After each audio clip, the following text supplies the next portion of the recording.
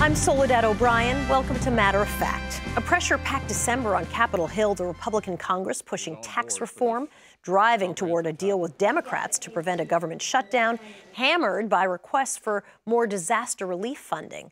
Add to that allegations of sexual misconduct piling up against the politically powerful, and revelations that Congress quietly paid out millions for a fund set up to handle harassment settlements.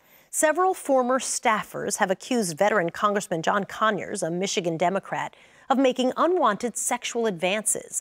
A news report revealed he'd paid a female aide more than $27,000 to quietly settle a complaint. The complaint was filed with the Office of Compliance, and that office settled 264 complaints to the tune of $17.2 million, taxpayer dollars, over the last 20 years.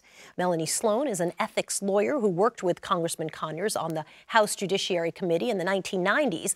And last week, she accused him of being increasingly abusive to her. Behaviors, she says, were not sexual harassment, but was sexual discrimination. She joins us now. It's nice to have you. Thanks for being with me. What did you do after those complaints happened in the 1990s? Did you feel like, okay, there is a process by which I can start bringing these complaints forward?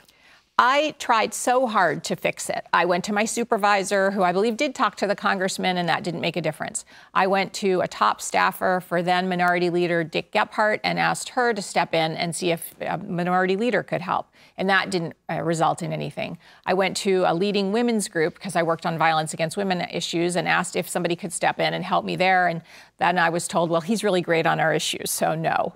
And then I called a reporter. And I called a reporter who I'd worked with on a bunch of crime policy issues, and I told him some of the things that were going on. And then he called a colleague of mine to see if he could corroborate that. And she told him I was mentally unstable. So even though he knew me and had worked with me, he actually said to me, well, she says you're mentally unstable, so maybe you are, so I can't really do this. And so what did you do about your complaint?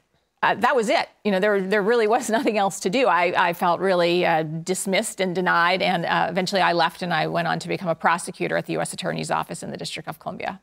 So what do you think the process should be? I mean, what would have made sense for you as someone who was bringing a complaint, or really anybody who's bringing a complaint? Well, there needs to be a place that a person is, if we're talking about training, staff needs to be trained that there is, in fact, an office where they can go and make complaints and that their complaints will be taken seriously.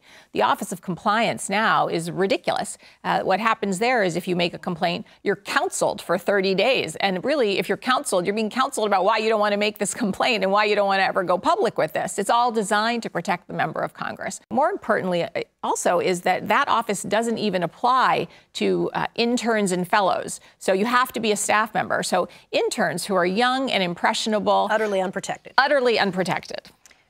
So talk to me about this fund. We know that there's a little over $17 million that's been paid out in the 20 years that this fund has existed, 264 cases, I guess I would say, but we don't know the names of who, and it has zero transparency. Are you shocked by that?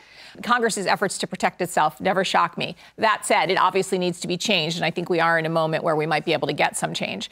You know, with that $17 million, one of the other things we don't know is, were any of those claims paid out for a repeat offender? My guess is yes. My guess is that there is going to be at least more than one settlement for a member who acted this way repeatedly. The reason I spoke out publicly last week was I wanted to help end this culture of secrecy on Capitol Hill.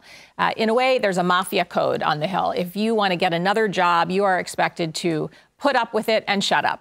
There are 535 Congress members, and each one has its own rule or set of rules about how to behave and not harass people. That's one of the things I think that Congress also needs to do, is come up with a set of rules that apply to everyone and a system by which anyone in the House or the Senate can file a complaint. The rules are whatever that member of Congress says the rules are, and that's part of the problem. They're just basically an untouchable God in their office, and there's just nothing anybody can do, and that's something that really needs to change. Are you hopeful? I am hopeful. I really think that this is a moment, just as we've seen in all these other industries with, media coming forward and in Hollywood. And now I think that maybe we're at that moment in Capitol Hill. And I think I'd like to see it different so that my daughter, when she wants to be an intern on Capitol Hill, doesn't go through these kinds of things. Well, you don't have to worry about her. Right. Melanie Sloan, it's so nice to have you joining us today. Appreciate it. Thank you. You bet.